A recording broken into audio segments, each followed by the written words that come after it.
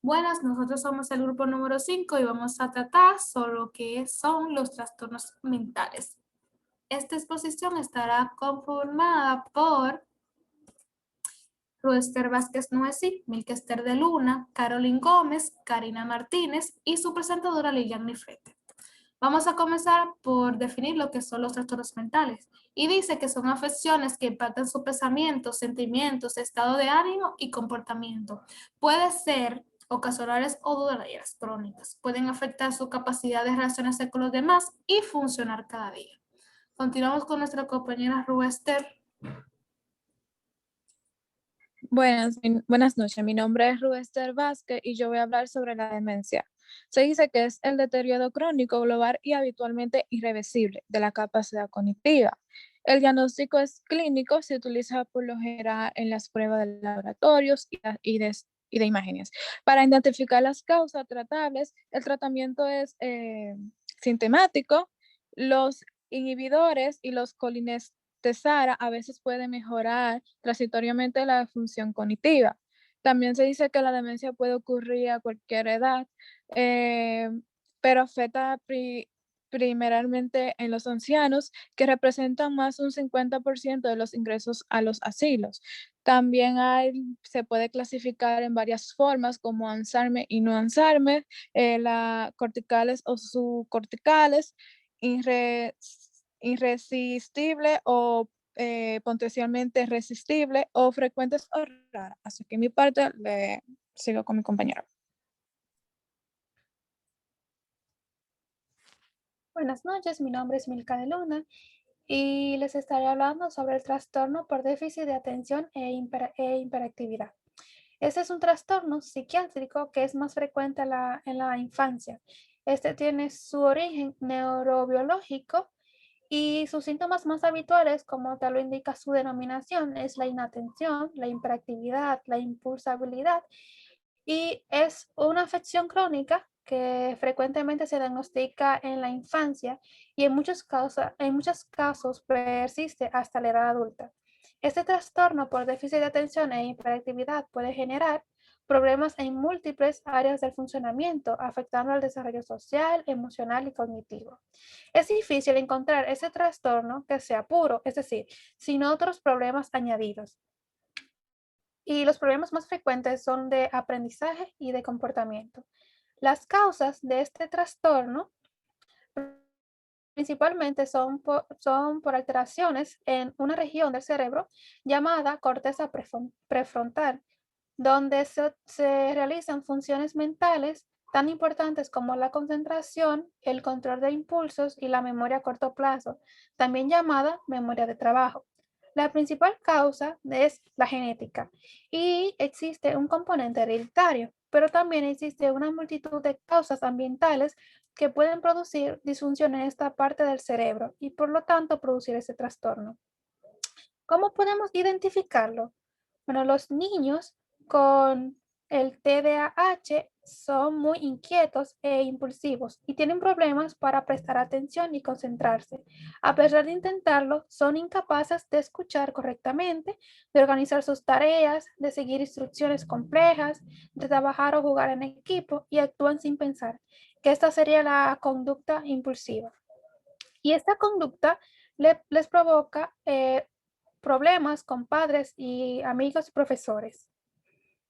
Las características generales de este trastorno son que no atiende a los detalles, cometen errores, tienen dificultades para mantener la atención, tienen una sordera ficticia, no siguen instrucciones, que no determinan las tareas, corren y saltan, tienen también dificultades para estar quietos, se levantan cuando deberían estar sentados, corren y saltan en situaciones inapropiadas.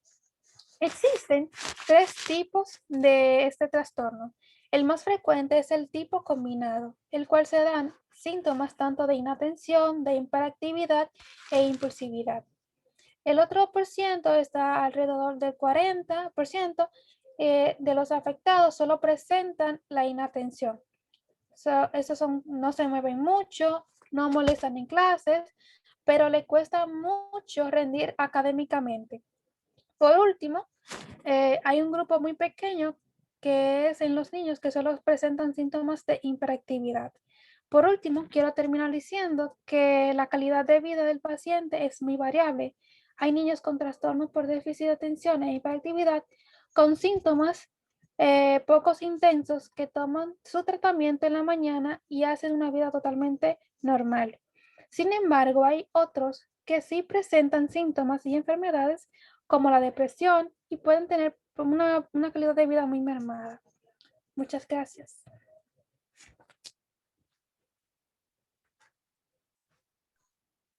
Bueno, mi nombre es Carola Gómez y les estaré hablando sobre el autismo. El autismo se define como un conjunto de trastornos complejos neurológicos, caracterizado por dificultades en las relaciones sociales, alteraciones de la capacidad de comunicación y patrones de conducta estereotipados o restringidos y repetitivos. El trastorno del aspecto autista comienza en los primeros años de la infancia y a la larga provoca problemas para desenvolverse en la sociedad, por ejemplo, en situaciones sociales, en la escuela y en el trabajo. Los niños suelen presentar síntomas en el primer año. No existe una cura para los trastornos del aspecto autista. Un tratamiento intenso y temprano puede hacer una gran diferencia en la vida de muchos niños. Los síntomas. Algunos niños presentan síntomas del trastorno autista en la primera infancia, como menor contacto visual, falta de respuesta cuando le están llamando por su nombre o indiferencia ante las personas responsables del cuidado.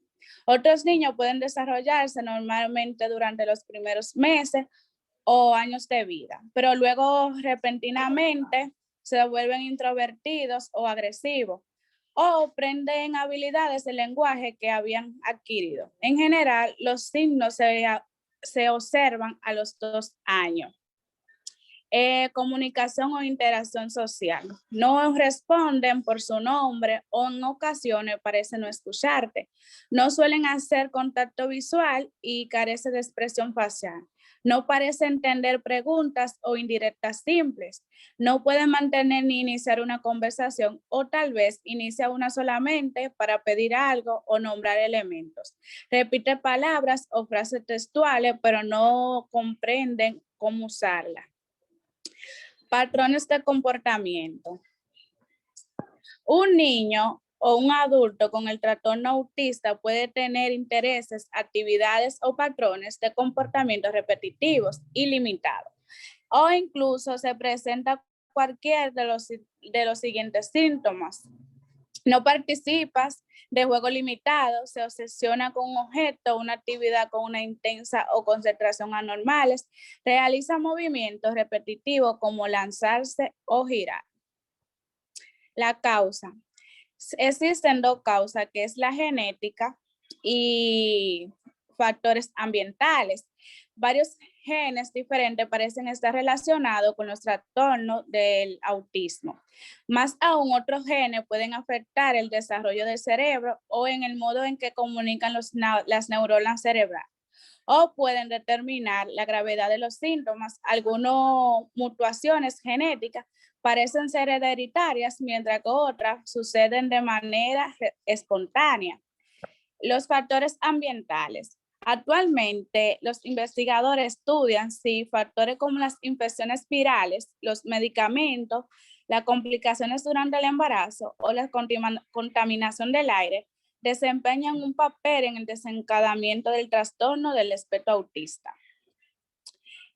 Complicaciones y prevención. La complicación. Problemas en la escuela y de aprendizaje, problemas laborales, incapacidad para vivir de forma independiente, aislamiento social y estrés en la familia.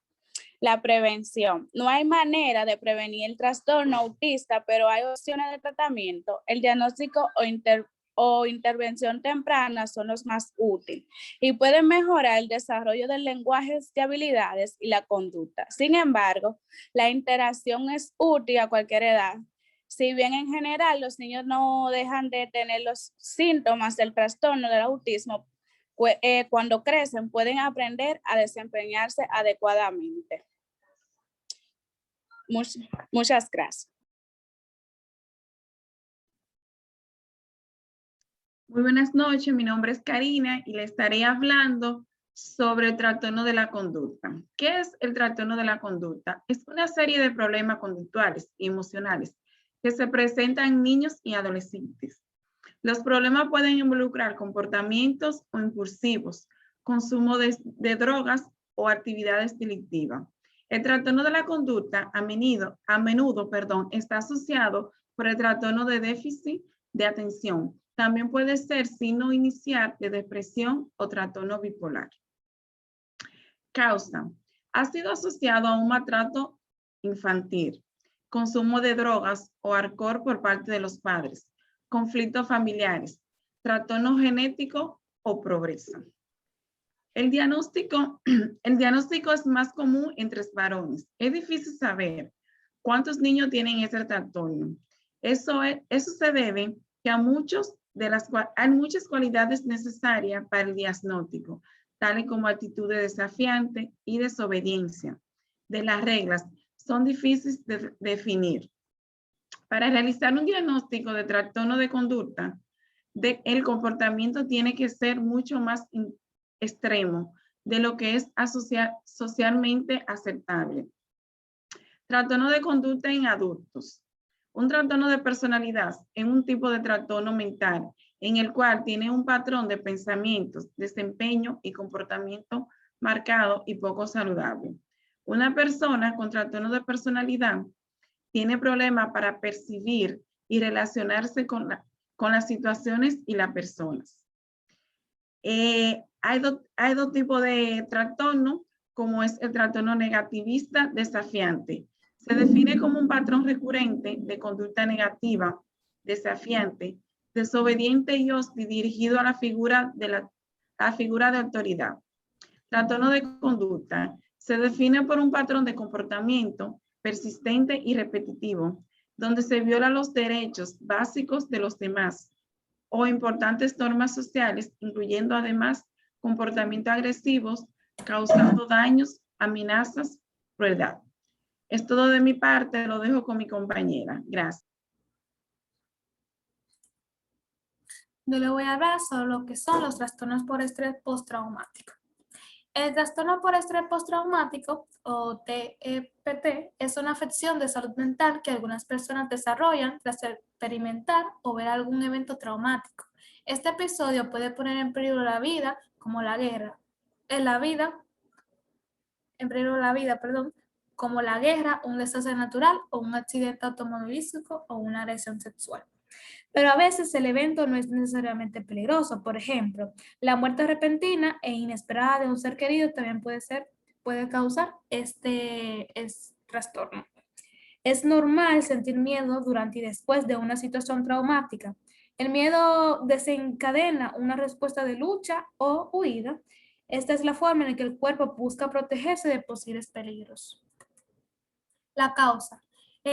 Los investigadores no saben por qué algunas personas desarrollan ese trastorno y otras no. La genética, la neurobiológica, los factores de riesgos y los aspectos personales pueden afectar si tienes este trastorno después de un evento traumático. ¿Quién está en riesgo de sufrir este trastorno? Este trastorno puede desarrollarse a cualquier edad. Muchos factores influyen en sí. Su género, por ejemplo, las mujeres tienen más probabilidades de desarrollar ese trastorno. Haber tenido traumas en la infancia, sentir horror, impotencia o miedo extremo, pasar por un evento traumático que dura mucho tiempo, tener poco o ningún apoyo social después del evento, sufrir estrés adicional después del evento, como la pérdida de un ser querido, dolor y lesiones, o la pérdida de tu trabajo o del hogar. Tener antecedentes de enfermedades mentales o uso de sustancias. ¿Cuáles serían los síntomas de este trastorno? Hay 4 tipos de este trastorno, pero pueden ser lo mismo para todos. No puede ser lo mismo para todos. Volver a experimentar los síntomas, o sea, la revivencia, algo le recuerda el trauma y siente ese miedo de nuevo. Síntomas de evasión. Intentar evitar situaciones de personas que se desencadenan recuerdos del evento traumático. Síntomas de hipervigilancia y reactividad. Estos pueden causar nerviosismo o estar atento al peligro. Síntomas cognitivos y del estado de ánimo. Consiste en cambios negativos en creencias y sentimientos. Muchas gracias, eso es todo. Si tienen alguna duda o pregunta, estamos abiertos a resolver sus dudas. Muchas gracias.